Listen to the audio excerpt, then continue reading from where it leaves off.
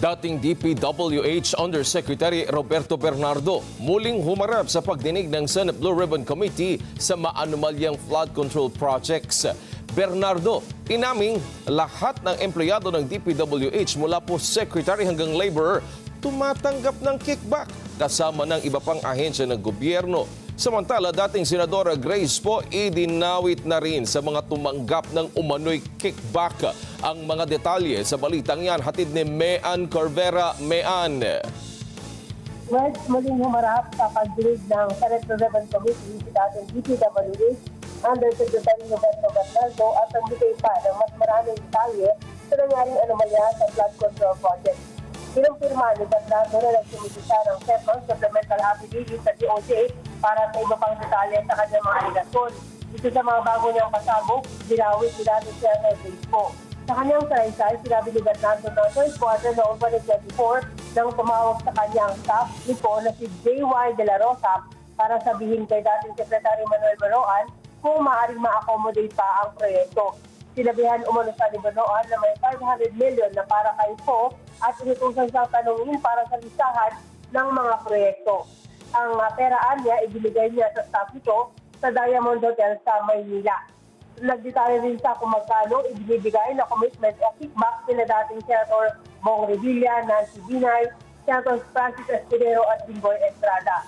Personal daw sa naghatid ng pera kay Revilla, sa bahay nito sa Cavite na aabot yan sa 125 million na inilagay niya sa 6 na kahon at isang maliit na bag.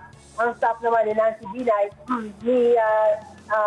dating Senator Nancy Binay na si Carlene Villa ang nakipag-usap sa kanya para sa may 1.882 billion na halaga ng proyekto ng senador.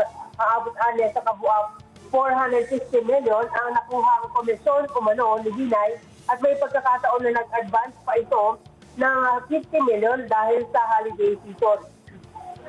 Aabot naman daw sa 120 million ang kickback na nakuha ni dating ni Senator Francis Escudero at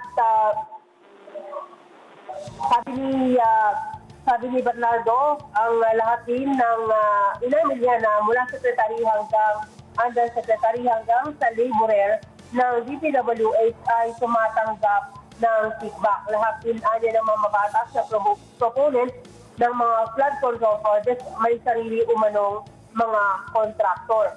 Ang sabi niya, mas detalyado ang pondo para dito sa mga senador dahil direkta sila sa DPWH.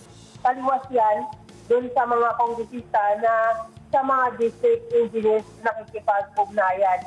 Bukod dito sa mga senador ay idinawit niya ang tatlo sa mga kongresista.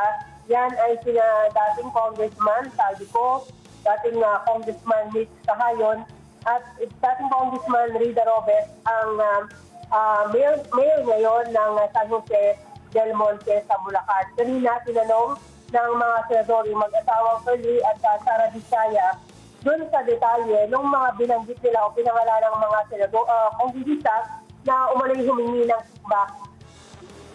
Sabi ng mag-asawa, dahil si Curly ay kasalukuyan nakakulong sa Senado, hindi niya ma-detalye dahil wala daw yung letter. Sa ngayon ay nagdesisyon ang committee o Blue Ribbon Committee na pa-escortan itong mag-asawa na sina Curly at Sara kasama yung kanilang abogado sa kanilang bahay sa Pasig para hanapin yung letter at maisumite dito sa Senado. Binibigyan sila ng hanggang ngayong araw para muling bumalik at idetalye yung nilalaman ng kanilang mga letter. Sa letter ng mag-asawa, 17 kongresista ang kanilang idinawit sa bilang na dating Congressman Saldico. Balik sa iyo, Wes. Alright, maraming salamat si Mean Corvera nagbabalita mula sa Senado.